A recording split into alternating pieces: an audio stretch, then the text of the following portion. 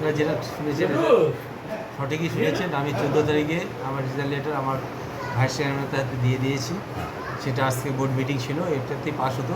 যাই হোক, একটা বোর্ড মিটিংটা আজকে হচ্ছে না, অনেক কাউন্সিলর নেই, আমাদের ইউ সাহেব হয়তো থাকছেন না, যার জন্য এটা আবার ডেটটা চেঞ্জ করা হলো। 28 তারিখে আমাদের সেদিনকে ফাইনাল হয়ে যাবে। কেন, কি কারণ দেখিয়ে পদত্যাগ করলেন? কারণ কিছুই না, আমি আর থাকতে যাচ্ছি না। যেহেতু আমাদের সরকার নেই, এটাও একটা প্রবলেম আছে।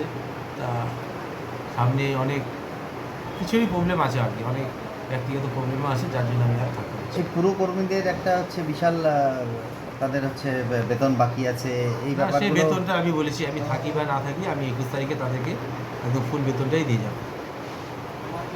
তারা 21 তারিখে বেতনটা পেয়ে যাবে। আপনার কপিতে কি কারণ দেখিয়ে হচ্ছে পদত্যাগ করা হয়েছে বলে লেখা আছে? কারণ না, আমি থাকছি না, এটাই আমার একটাই কারণ যে আমি আছি, আমি বলে থাকছি। আপনি কবে দিয়েছেন? এটা আমি 14 তারিখে দিয়ে দিয়েছি আমার ভাইস চেয়ারম্যানের হাতে।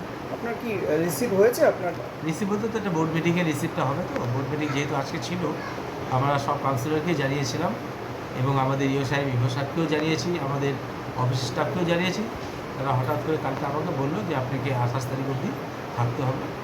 এনারা কেন আসছেন না, আজকে আসলেন না? হ্যাঁ, মানে এফআরইও কেন আসলেন না? ওনাদের যে সামনে হয়তো আপনারা জানেন, ওনাদের এফও সাহেবের আমাদের আছে সামনে।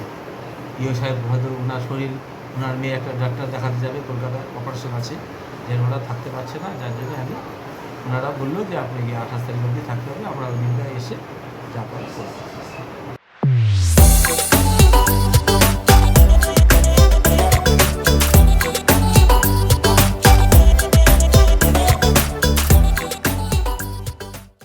Wait. So this was your wedding look. Oh my god, Tammy, you look pretty. Dhaka থেকে যখন আইছিলাম, এ হগল আমার মা আমারে পরায় দিছিল। It's so authentic, Tammy. I will go for this look. But what about my goina? সাদা রঙের রুমালটিতে গোলাপি রঙের কাজ, সব মিলিয়ে দারুণ হবে নতুন কনের সাজ।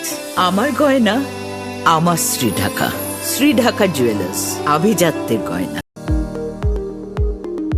এবার আর স্বাস্থ্য পরীক্ষার জন্য বাইরে যেতে হবে না, সব বিশ্বমানের পরিষেবা আপনার হাতের মুঠোয়।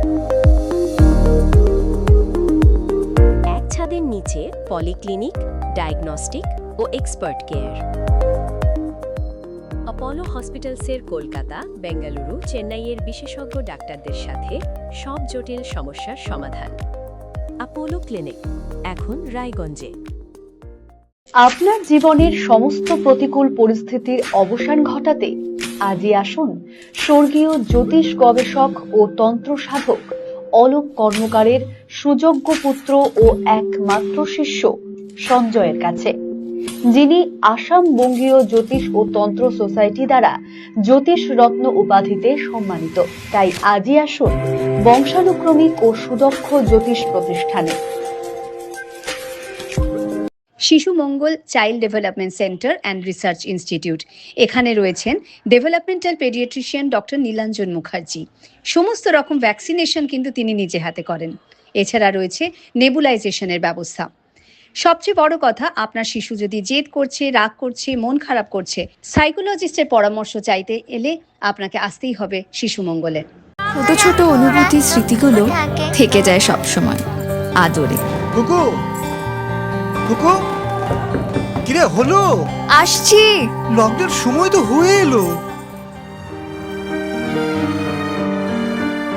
কিছু স্মৃতির ভাজেই তোলা থাকে শুভারম্ভে প্রাপ্তি।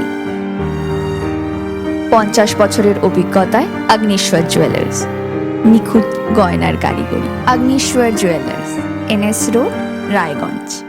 রাত হোক বা দিন, নিউরো এমার্জেন্সি সময় দেখে আসে না। হঠাৎ মাথায় আঘাত, স্ট্রোক বা অচেতন হয়ে যাওয়া, প্রতিটি মুহূর্তই অমূল্য, কারণ এখানে সময়ই সবচেয়ে বড় চিকিৎসা।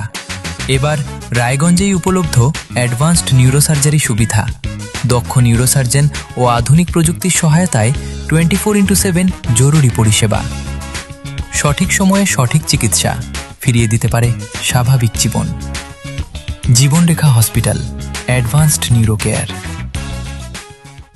हमें अपनी बारीक कारीगरी से सजाने के लिए शुक्रिया। बारीक कारीगिरी की रीत जो बनाए सोने को सेमको। सेमको, खुशियों की रीत।